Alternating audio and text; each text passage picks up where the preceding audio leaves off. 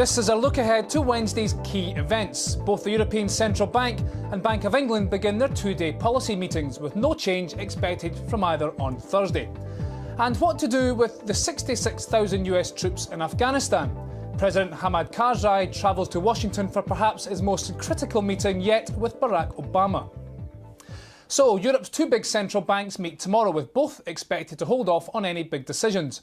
Bank of New York Mellon's chief currency strategist Simon Derrick says we're unlikely to see a change in interest rates from the ECB this week, but an easing in policy remains very much on the cards. Certainly all the indications are at the moment the ECB would prefer to be on hold, but I think if we're looking slightly further out, I would come down in the camp that says we're probably going to see another 25 basis point cut from the ECB at some point before June. I certainly think that the economy would fully justify that.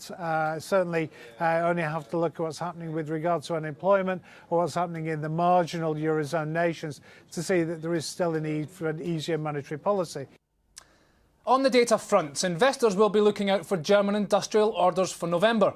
Sentiment towards the Eurozone's economic powerhouse souring lately. Trade figures today heightened concern that GDP shrank in the fourth quarter of last year. And here in the UK, November trade figures are also due for release. Yet another large deficit, this time around £9 billion, is on the cards. Britain hasn't recorded a monthly trade surplus since 1985. And Britain's banking sector in the spotlight too. The government expected to give its response to suggestions from the FSA on the future of the financial services industry. The report recommends large banks ring-fence or separate the retail banking arms from risk-taking investment operations.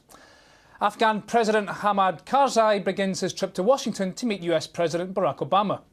The meeting is shaping up to be one of their most important to date.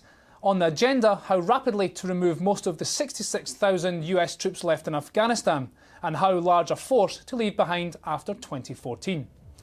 That's our look ahead to Wednesday. We'll be interviewing Sainsbury's Chief Financial Officer John Rogers live at 7:50 tomorrow morning too. He'll be giving us his response to the supermarket's third quarter trading results. I'm Jamie McGeever. This is Reuters.